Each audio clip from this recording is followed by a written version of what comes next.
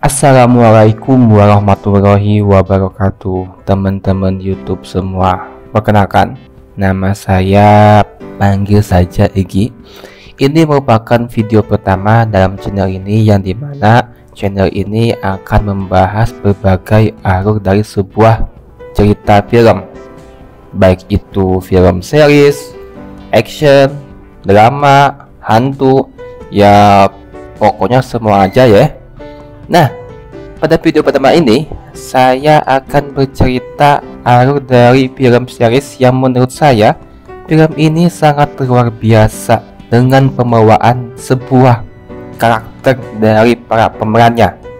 Seriesnya yakni adalah The Blacklist, sebuah series yang menceritakan seorang penjahat keras kakap yang menyerahkan dirinya kepada FBI dengan tiba-tiba, serta dan membantu untuk menangkap para penjahat yang ada dalam catatannya. Jadi seorang penjahat keras kakap membantu FBI untuk menangkap penjahat. Jadi penjahat membantu menangkap penjahat. Bingung kan? Ya, pokoknya kalau supaya nggak bingung ya kita lihat aja. Film ini dibintangi oleh James Spader sebagai Raymond Reddington, Megan Bond sebagai Elizabeth Kane. Tanpa panjang durasi, mari kita ke alur ceritanya. Sebelum itu, bagi penonton yang belum makan, silakan makan terlebih dahulu. Yang belum sholat, alangkah lebih baiknya sholat dulu ya. Dan jangan lupa untuk cuci muka dan kaki. Cekidot. Film diawali dengan seorang laki-laki, kita sebut saja Reddington, sang tokoh utama. Menghadaplah ia ke sebuah gedung pemerintahan Amerika. Masuklah Reddington ke dalam gedung tersebut dan menemui seorang resepsionis. Lalu bilanglah Reddington kepada resepsionis tersebut bahwa dia ingin bertemu dengan asisten direktur Harold Cooper. Sang resepsionis pun bertanya, apakah sudah membuat janji atau memiliki janji? Dengan tanggapan santai, Reddington hanya memberikan sebuah paspor dan bertuliskan nama Raymond Reddington. Sambil dicek paspor tersebut, Reddington dengan santainya berjalan ke tengah-tengah gedung sambil meletakkan serta membuka jaketnya. Tanpa disangka, ketika sang resepsionis telah mengecek datanya, tiba-tiba dia langsung membunyikan alarm. Seketika Reddington pun dikepung oleh petugas keamanan gedung, dan ternyata dia adalah seorang buronan yang paling dicari oleh pihak Amerika. Adapakah ini? Bisa-bisanya seorang yang paling dicari yang begitu sulit ditemukan dengan mudahnya menyerahkan diri ke pihak FBI. Menarik sekali kan? Setelah Reddington ditangkap, muncullah pimpinan FBI, kita sebut saja Cooper. Terlihat para petugas begitu sibuk mengurus datanya Reddington sambil cek data-data dia. Dan perlu diketahui, ternyata Reddington adalah mantan tentara elit Amerika yang dimana akan segera dilantik menjadi pimpinan tentara. Namun tanpa sebab ketika dia hendak pulang ke rumahnya, sampai saat itu dia tidak teracak dan menghilang begitu saja. Itu terjadi pada tahun 90-an. Berbicara Reddington dengan Cooper dan ia menjelaskan rentetan kasus-kasus yang terjadi di masa lalu, bahwa hal tersebut saling berkaitan dan diinisiasi oleh seorang yang bernama Zamani. Cooper pun menanggapi bahwa Zamani sudah tewas 6 tahun lalu. Tanpa disadari, ternyata Zamani baru masuk ke Amerika dengan nama Sasha M. Checker. Artinya Zamani masih hidup. Dan ternyata yang membantu Zamani dapat masuk Amerika adalah Reddington sendiri. Reddington pun menawarkan sebuah tawaran ke Cooper bahwa dia akan membantu untuk menangkap Zamani. Namun dengan syarat dia mau berbicara hanya dengan Elizabeth Kin. Siapakah Kin ini? Sampai-sampai orang yang paling dicari Amerika hanya mau berkomunikasi dengan ia. Makin menarik sih ini. Scan akan diperlihatkan seorang perempuan baru bangun dari tidur bersama suaminya. Dengan buru-buru, perempuan ini langsung mempersiapkan dirinya untuk pergi bekerja. Ya, perempuan ini adalah Elizabeth Kin, sang tokoh utama juga. Ya, kita sebut saja Kin ya, supaya tidak sulit untuk menyebutkannya.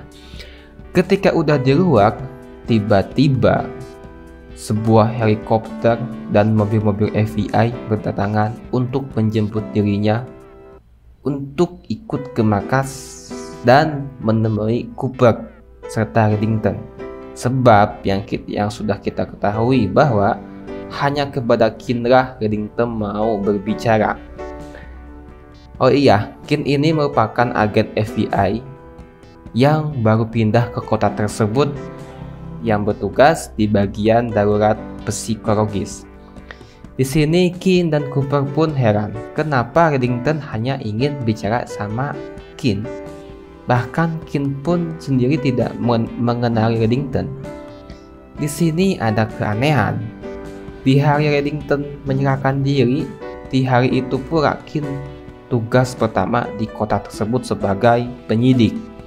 Ya, semoga keanehan tersebut dapat kita ketahui bersama-sama. Kin pun diajak menemui Reddington ke markas FBI. Berhadapanlah mereka dan saling berbicara. Hal yang dibicarakan pertama kali Reddington terhadap Kin adalah suatu kehormatan bisa berjumpa dengan dia. Yang pastinya Kin pun heran lah. Kena juga kagak? Kin pun langsung meminta menjelaskan soal Zamani. Reddington pun dengan langsung menjelaskan bahwa sejam ke depan Zamani akan menculik seorang putri dari Jenderal Daniel Rickhorn.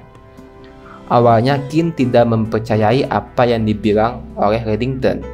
Namun ketika Reddington bilang bahwa yang menyelundupkan Zamani adalah dirinya, dan juga Reddington pun tahu asal-usul ayah dan ibunya Kin. Sontak dong, Kin pun kaget sebab hanya dia yang tahu soal tersebut.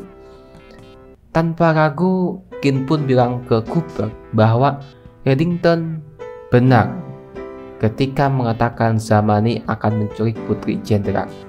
Awalnya Cooper dan ajudannya kita sebut saja si Asep ya. Jadi aslinya itu namanya itu agen Resrar, tapi kita sebut saja Asep supaya mudah. Asep menganggap bahwa Reddington hanya menggertak, namun Kin mengalah bahwa dia menetapkan suatu harga. Artinya itu bukan gertakan tapi suatu kebenaran. Di sini kita akan diperlihatkan ternyata Kin sama suaminya yakni Tom mau mengadopsi seorang anak, dan Kin meminta maaf ke Tom bahwa tidak bisa menemaninya untuk ke panti asuhan. Lanjut ke Kin. Di sini Kin dan pasukan FBI akan menjemput sang putri. Scan akan membawa kita ke markas Pentagon. Sang jenderal diberitahu bahwa ada masalah dengan putrinya. Di lain waktu, Kin dan pasukan FBI pun mendatangi sekolahnya sang putri jenderal yang sedang latihan balet untuk menjemputnya. Kita sebut saja sang putri bernama Beth. Pergilah mereka untuk mengamankan Beth. Dalam perjalanan, eueuh angin, eueuh hujan. Tiba-tiba di jalan ada pengalihan rute.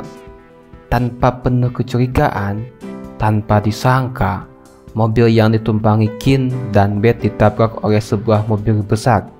Tuh kan, harusnya curiga kenapa bisa dialihkan.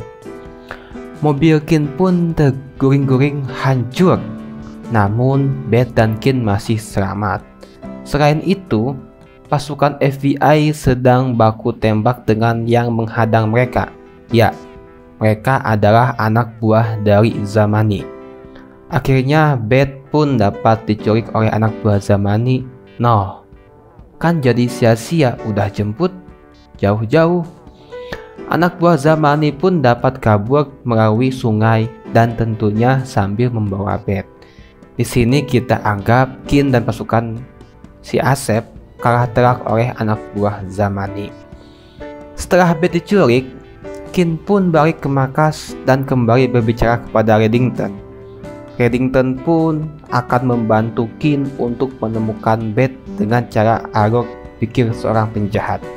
Di sini sumpah, gila sih, si Reddington sangat keren banget. Dia tahu semua Arog kenapa Zamani bisa menculik Putri Jendrak, tujuannya serta motifnya. Baru satu episode aja saya sudah senang dengan karakter Reddington ini.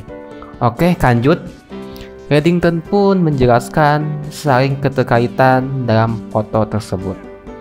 Terdapatlah kesimpulan bahwa ayahnya sang Jendrak dulu pernah menyerang pabrik sehingga itu menyebabkan desa Zamani teracuni, yang dimana hal tersebut membuat semua keluarga Zamani tewas.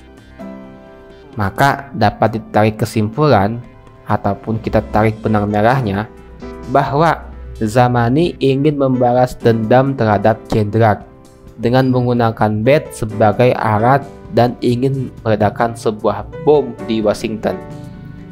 Reddington pun memberitahu bahwa dia memiliki kenalan yang dimana bisa menemukan si kimiawan. Nah, si kimiawan ini adalah yang membuat bom kimia yang akan digunakan oleh si Zamani. Menemukan kimiawan maka akan menemukan Zamani, itulah kata Reddington. Namun di sini Reddington minta bayaran atas informasinya, bukan uang, bukan emas, bukan perak. Bayarannya hanya dia minta untuk tidak diborgol dan minta untuk tinggal di hotel kesukaannya. Emang kampret sih. Ya mau gak mau harus dipenuhi agar semua lancar. Pergilah Reddington ke hotel tersebut. Gila, santai banget. Malah nyuruh si Asep untuk beri uang tips kepada pelayan hotel. Lanjut ya. Pasukan FBI bergerak untuk menangkap si kimiawan atau si pembuat bom. Tanpa ada perlawanan signifikan, si kimiawan pun dapat tertangkap. Di scan lain, Qin meminta untuk pulang ke rumah bertemu suaminya. Ketika Qin pulang, dia merasa bahagia sebab di rumahnya banyak sekali hiasan tanda mereka akan punya anak, dan terlihat Tom sedang duduk di meja. Namun tanpa diduga, kebahagiaan Qin berubah menjadi sebuah tangisan sebab Tom terlihat babak belur serta tubuh terikat, dan ternyata hal tersebut dilakukan oleh Zamani. Ya, Zamani datang ke rumah Qin. Zamani pun menginterogasi Qin. Kenapa Qin mengetahui bahwa dia ada di kota tersebut dan tahu soal penculikan Beth? Zamani bertanya apalagi yang ia tahu soal dirinya. Qin hanya memberitahu soal bomnya saja. Zamani pun memberitahu bahwa dia akan meledakkan bom di kota. Dia memberikan pilihan apakah akan menghentikan dia saat itu atau menyelamatkan Tom. Sebab secara tiba-tiba Tom ditikam 2 kali oleh Zamani, yang dimana hal itu menyebabkan Tom menjadi pingsan atau tidak sadarkan diri. Zamani pun pergi dari rumah Qin, sedangkan Qin membawa Tom ke rumah sakit. Tawa kebahagiaan menjadi sebuah tangisan. Di scan ini kita diperlihatkan Qin mendatangi hotel yang ditempati Reddington. Dengan penuh amarah, Qin menanyakan kepada Reddington kenapa Zamani datang ke rumahnya. Sebab hanya dia yang menghubungkan antara Zamani dan Qin. Tanpa diduga, akibat amarah tersebut, Kin malah menusuk leher Reddington dengan sebuah pulpen, sehingga Reddington harus dilarikan ke rumah sakit. Ketika Kin akan menemui Reddington, tanpa diduga Reddington malah sudah pergi dari kamar rumah sakit. Ya, dia kabur. Panik dong, iyalah panik semua. Anggota FBI pun mengejar Zamani dengan cara melacak chip yang terpasang di tubuhnya. Tanpa diduga, ternyata Reddington pergi untuk menemui Zamani dan menyapa dengan kalimat kawan lama. Lah, berarti si Zamani ini adalah temennya Reddington. Siapa sih Reddington ini?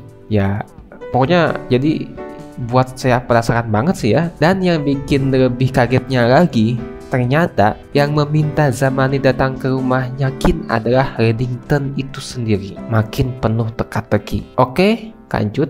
Para anggota FBI dapat menemukan lokasi dari Reddington lewat chip, dan yang mengejar adalah Asep. Ketika Asep menemukan lokasi, tanpa diduga yang ditemui bukanlah Reddington, namun Zamani.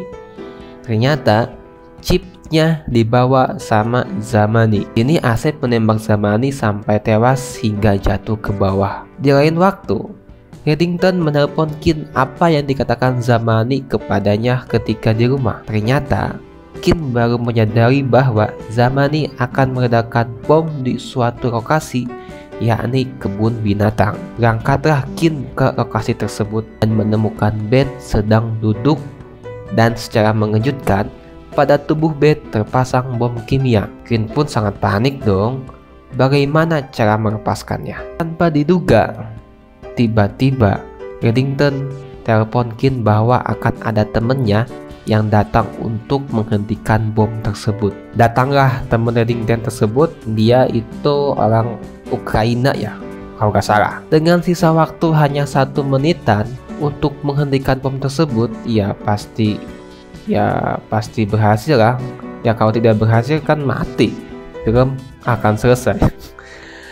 Ketika bom berhasil dihentikan, temannya Reddington pergi begitu saja sambil membawa bom tersebut. Reddington tiba dan mengatakan bahwa jadikan bom tersebut adalah hadiah untuk dia.